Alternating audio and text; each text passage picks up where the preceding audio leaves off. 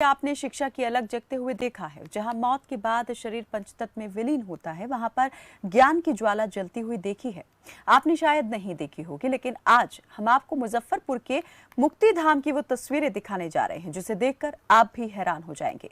एक युवक की सोच का नतीजा देखकर आपका दंग रह जाना लाजमी है। आखिर ऐसा क्यों हम कह रहे हैं, आपको इस रिपोर्ट के जरिए दिखाते हैं।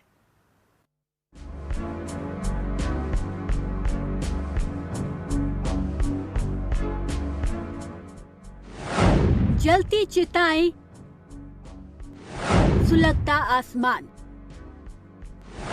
यहीं पर धधक रही है शिक्षा की ज्वाला। चारों तरफ गम का माहौल है, जलती चिताएं, उदास चेहरे।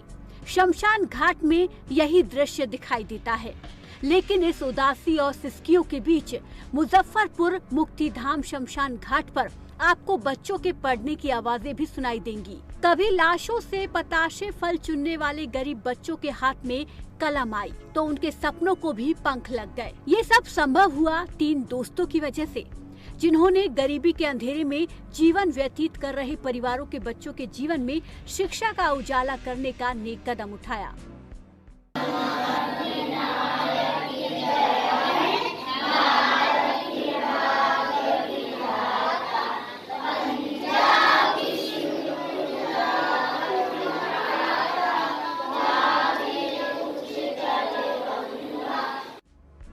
एक तरफ चिता की आग तो दूसरी तरफ ज्ञान की ज्योति। देश का राष्ट्रगान जिसे सुनकर रोम रोम उत्साहित हो जाता है।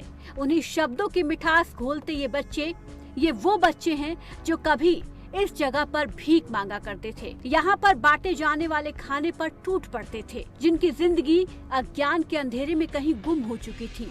उन्हीं बच्चों में ज्ञान की ज्वाला जलाई जा रही है, उन्हें शिक्षित किया जा रहा है। इन बच्चों का भविष्य संवारने वाला शख्स कोई खास तो नहीं, लेकिन हमारे और आपकी तरह एक आम इंसान जरूर है, जिसमें इंसानियत आज भी जिंदा है, जिसने इन बच्चों का भविष्य संवारने की सोची और फिर उस सोच को सच का जामा पहना डाला और शिक्षा की ऐसी अलख जगाई कि आज बच्चों का भविष्य धीरे धीरे सुधरने लगा है।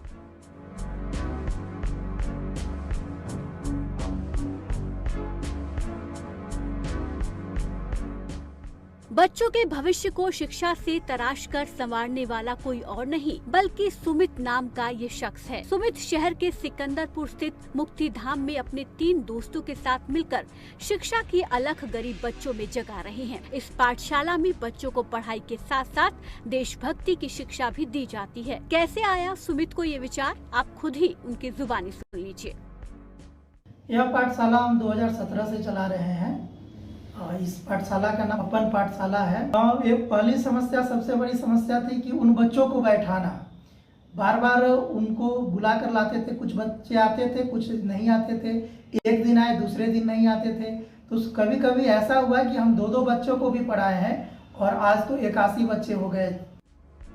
2017 में सुमित का मुक्ति धाम में जाना और ऐसे बच्चों को देखना और फिर उनके लिए कुछ करने की ठान लेना, ये जानते हुए कि इस राह पर रुकावटें बहुत हैं, सुमित का पीछे ना हटना इंसानियत की वो मिसाल है जो ढूंढने से नहीं मिलती। ये सुमित के प्रयासों का ही नतीजा है कि आज मुक्ति धाम में स्कूल का संचालन होने लगा है। उनके साथ मदद के लिए लोगों का हुजूम उमड़ पड़ा है। इस बारे में क्या कहते हैं मुक्ति धाम के संयोजक, वो भी सुन लीजिए। ये मुक्ति धाम परिसर को रमेश कुमार केजरीवाल के संयोजन में मेरे द्वारा यहाँ पर इसको डेवलप किया जा रहा है। इसी के तहत आसपास के जितने बच्चे हैं उनकी स्कूल, इसकी पढ़ाई की व्यवस्था, जो अशिक्षित हैं उनको शिक्षित करने की व्यवस्था की पहल हम लोगों ने करने की कोशिश की। ये सुमित के प्रयासों का ही नतीजा है कि जिन बच्चों ने कभी शिक्षा का मतलब ही नहीं समझा था, जिन्हें ये नहीं मालूम था कि शिक्षा होती क्या है, आज वो पढ़ रहे हैं, जिंदगी में कुछ बनने का सुनहरा सपना बुन रहे हैं। ऐसे लोग बिरले ही होते हैं जो दूसरों की जिंदगी संवारते हैं। उन्हीं लोगों में सुमित कुमार भी शामिल है। इसी के साथ खबर फास्ट के लिए मुजफ्फरपुर से चंदन चौधरी की रिपोर्ट।